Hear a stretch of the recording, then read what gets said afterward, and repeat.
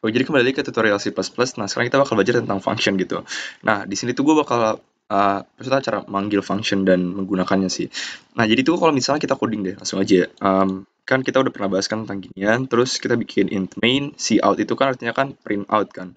Nah, jadi tuh di sini tuh adalah kita ada coding yang tujuannya itu untuk bikin bilang happy birthday to you gitu. Nah, jadi tuh kan kalau kalian bisa tebak kan ngeprintnya berarti bakal happy birthday to you, happy birthday to you, dan happy birthday to dear user. Nah, sambil nunggu komputer gua ngeload dan gua nggak tahu kenapa lama banget. Oke, dah. Belum ya? Running. Nah, happy birthday to you, happy birthday to you, happy birthday to dear user.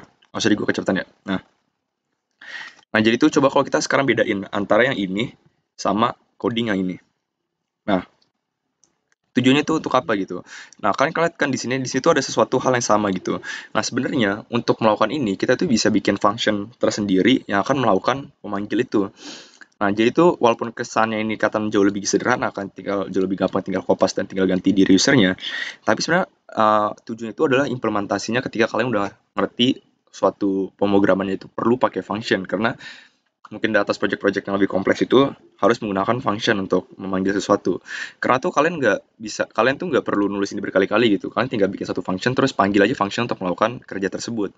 Nah, untuk di tutorial kali ini kita bikinnya sederhana yaitu untuk ngeprint doang.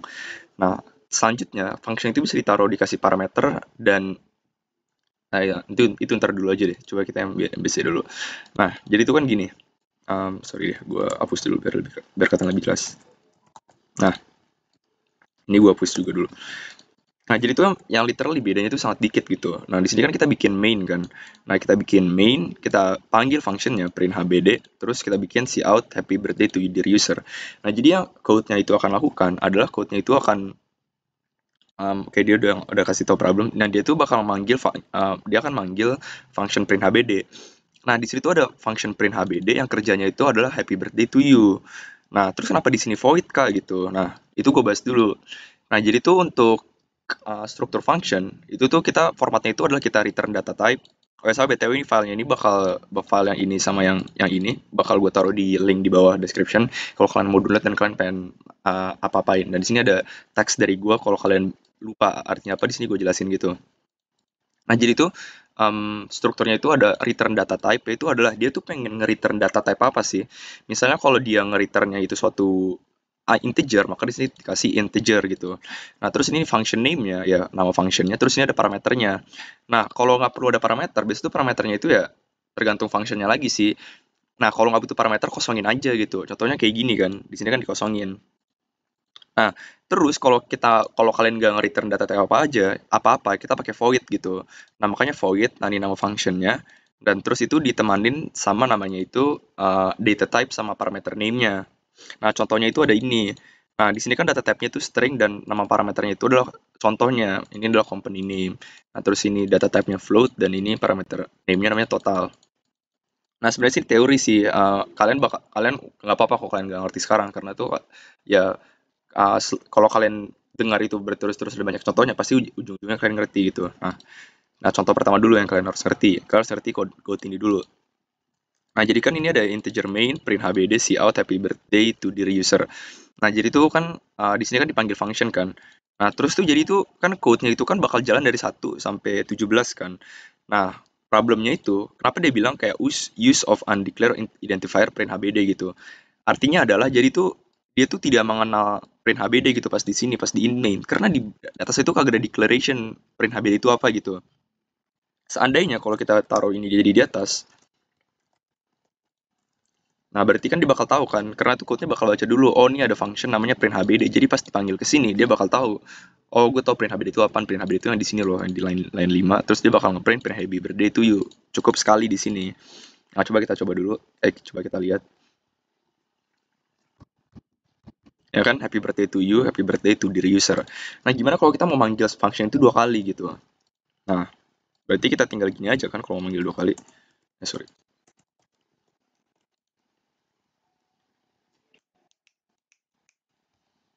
Oke, nah ini contoh basicnya gitu. Nah, gimana kalau kalian mau tinker lagi gitu? Kalian mau main-mainin lagi? Nah, pasti kan misal kalian bikin apa aja gitu. Kalian void apa ya?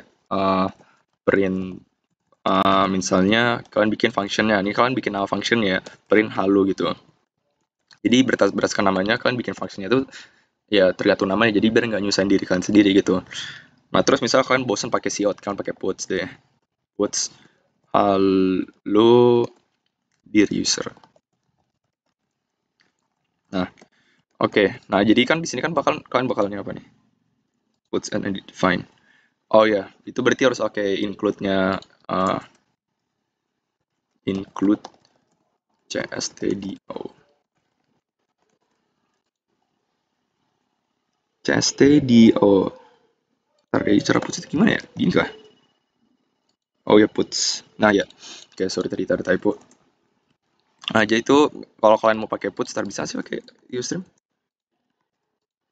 Oke bisa. Jadi tuh puts itu sama aja kayak cout gitu. Jadi bedanya ya ya ini cout ini puts. Terus terus kita lanjutin lagi kan. Nah, misalnya kan kalian bikin function baru nih. Kalian udah bikin function baru, terserah mau ngapain. Kalau di sini konteksnya kita untuk bikin suatu kalimat aja gitu. Nah, di sini cara panggilnya gimana? Ya udah kalian panggil aja gitu di sini. Print halo kayak gini dah.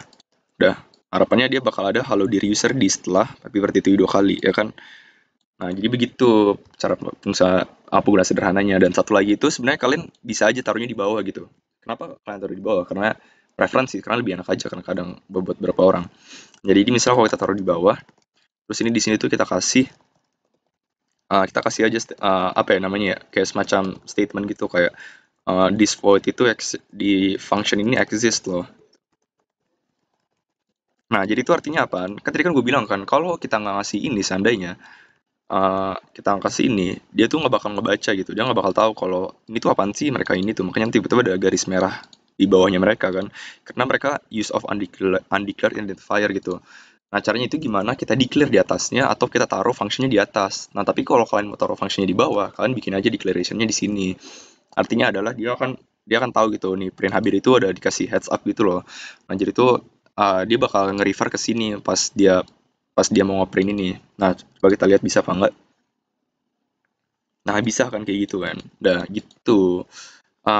Sekian untuk tutorial ini dan keputusan gue adalah gue bikin tutorial bentar-bentar aja kayak 5 menit 5 menit aja biar kalian kan gak tau deh soalnya gue terakhir kan bikin 10 menit 3 detik gitu kan dan menurut gue terlalu lama gitu jadi kan ya begitulah. Jadi gitu aja ya. Stay tune.